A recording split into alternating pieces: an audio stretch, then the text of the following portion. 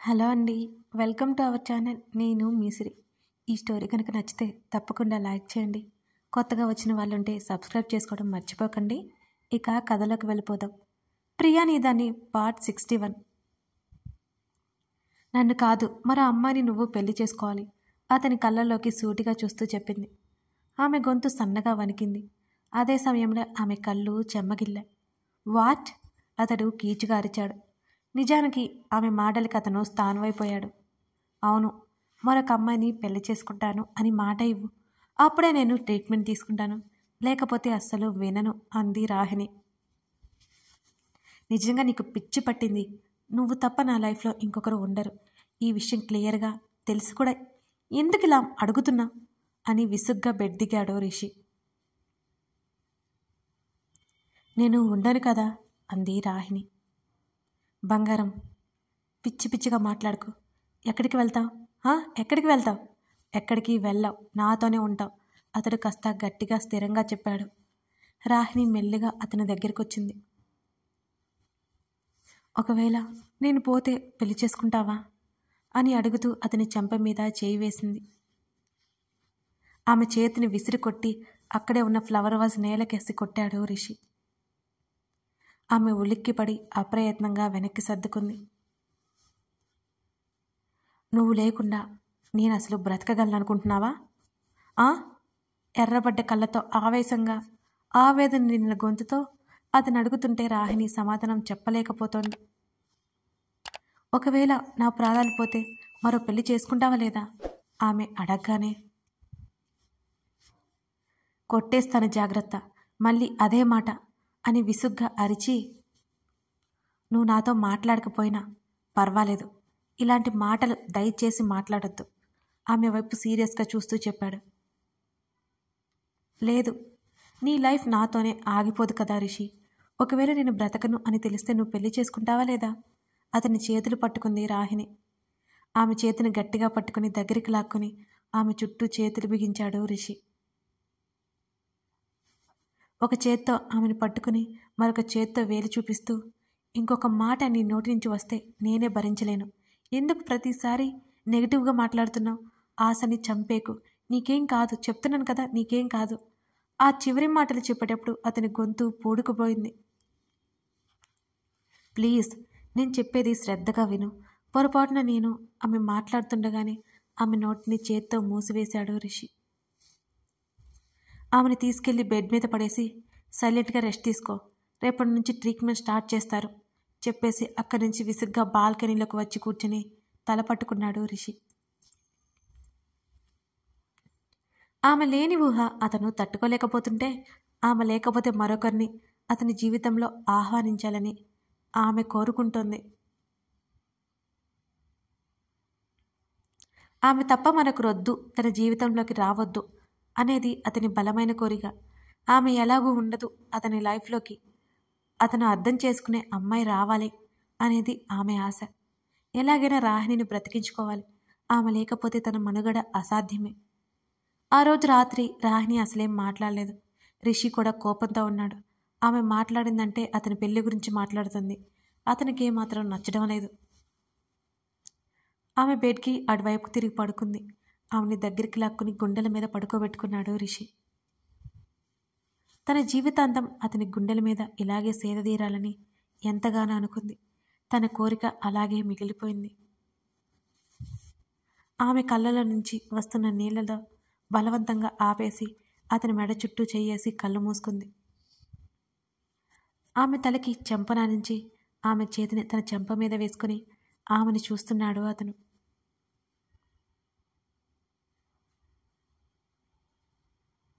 ఉదయాన్నే అలారం మోగుతుంటే మెలకువ వచ్చింది రిషికి.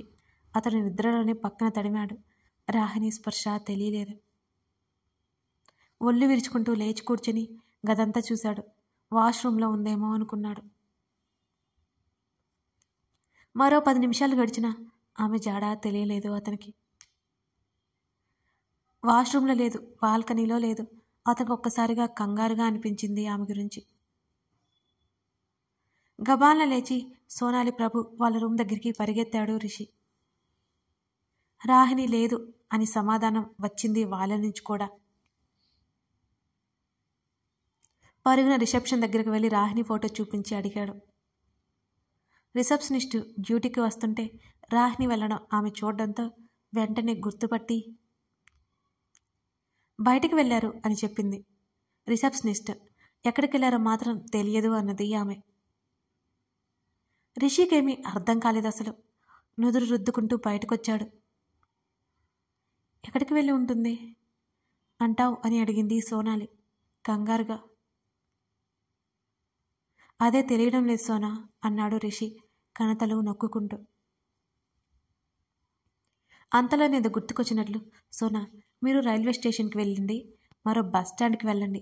రాహిణి హైదరాబాద్ వెళ్ళడానికి అటైనా వెళ్ళి ఉండాలి, లేకపోతే పోలీస్ కంప్లైంట్ అని ఇద్దాం అంటూ ఇద్దరికీ పురమాయించి అతను ఎయిర్పోర్ట్కి దారి తీశాడు. అతనికి లోపల అత్యంత కంగారుగా ఉంది. వెళ్ళి వెతుకులాట ప్రారంభించాడు. హైదరాబాద్ వెళ్ళే ఫ్లైట్ ఇంకో 10 నిమిషాల్లో స్టార్ట్ అవుతుంది అని అనౌన్స్మెంట్ వినిపిస్తుంటే బుర్ర బద్దలయ్యేలా ఉంది అతనికి. వెయిటింగ్ లాంజ్లో ఒక మూల కూర్చుని ఎటో చూస్తూ కనిపించింది రాహిణి.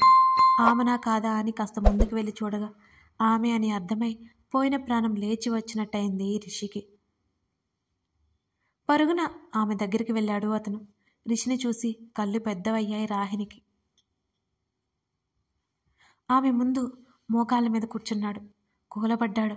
వెంటనే తల మీద ముసుగు వేసుకుని, ప్లీజ్ నన్ను వెళ్ళనివ్వు అంది రాహిణి. ఏం చేస్తున్నావు బంగారం? ఎక్కడికి వెళ్ళాలి అనుకుంటున్నావు? అతని ఎంతగానో ఆవేశాన్ని అదుపు చేసుకుంటూ పిలిచాడు.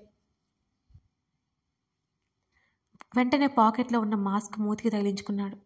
మరో న్యూస్ అవడం అతనికి ఇష్టం లేకుండా. పద వెళ్దాం అంటూ అతని పైకి లేచి ఆమె చేయి పట్టుకున్నాడు.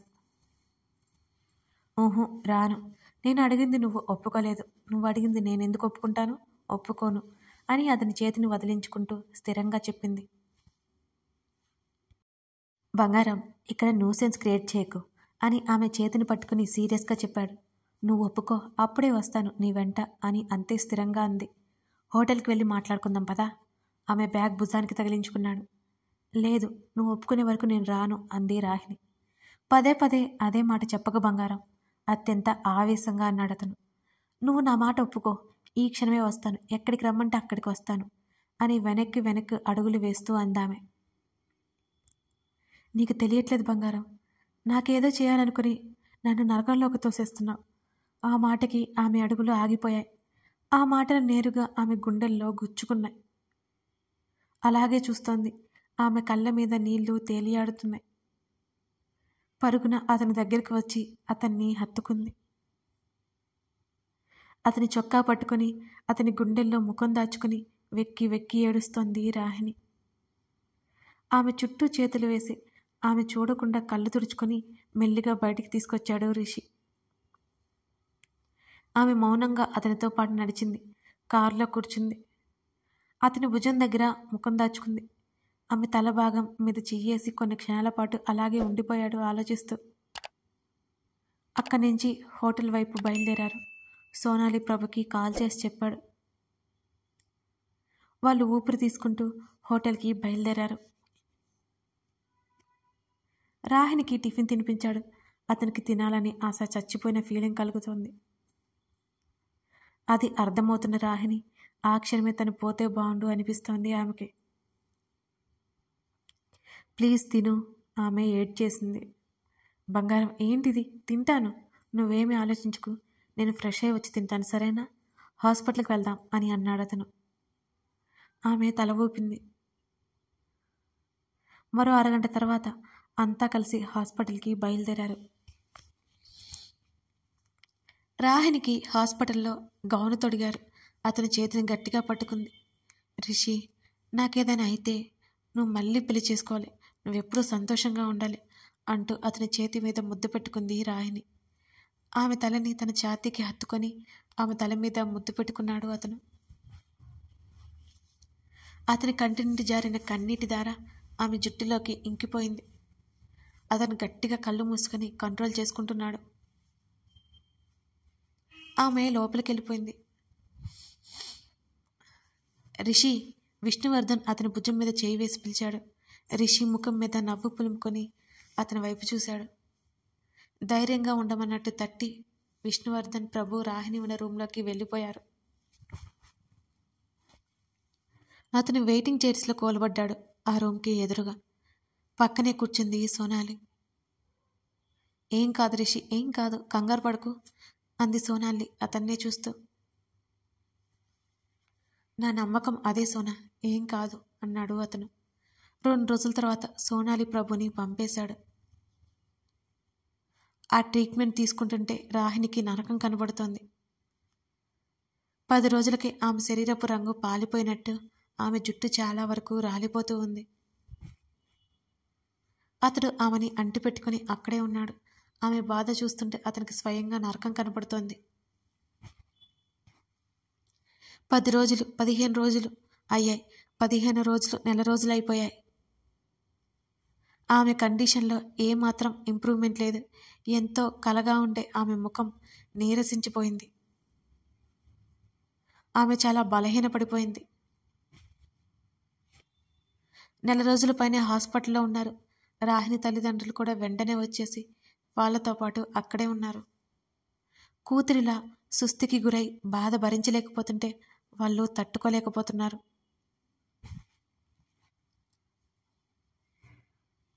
అంకుల్ వణుకుతున్న స్వరంతో పిలిచాడు రిషి. ఆయన కళ్ళజోడు తీసి పక్కన పెట్టి కళ్ళెత్తుకున్నాడు విష్ణువర్ధన్. రిషి గుండె దడదడలాడిపోతుంది. అతనికి వెన్నులో వణుకు మొదలైంది. అంకుల్ ప్లీజ్, రాహినికి ఏం కాదని చెప్పండి. ఏం కాదు కదా? ఆయన పరిస్థితి చూస్తూ పూడుకుపోయిన గొంతుతో అడిగాడు రిషి.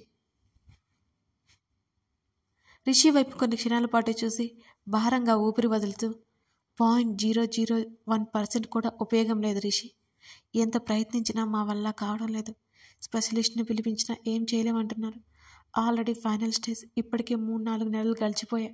మహా అయితే ఇంకో 3-4 నెలలు. ఆయన చెప్తుంటే అతని గుండె బరువెక్కిపోయింది. అతను తట్టుకోలేకపోతున్నాడు. అతని కళ్ళ నిండా నీళ్లు. ఎంతగానో కంట్రోల్ చేసుకుంటున్నాడు.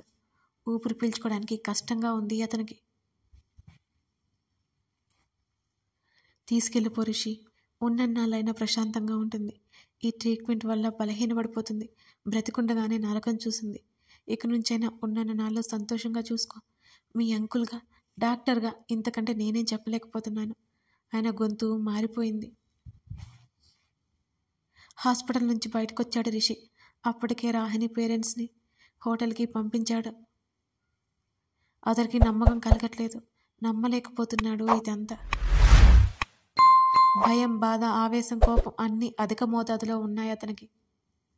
అతని కారు ఎటు వెళ్తుందో అతనికి తెలియట్లేదు. సాయంత్రం రాత్రి అయిపోయింది. నిర్మానుష్యమైన ప్రదేశంలో చీకటిలో ఒంటరిగా కన్నీళ్లకు స్వేచ్ఛనిచ్చాడు అతను. అతడి ఏడుపు హృదయ విదారకంగా ఉంది. నలుదిక్కులు అతడి కన్నీటి కోశలు చూస్తూ రోధిస్తున్నాయి. చీకటి కూడా అతని బాధను చూసి తల్లడిల్లిపోతోంది.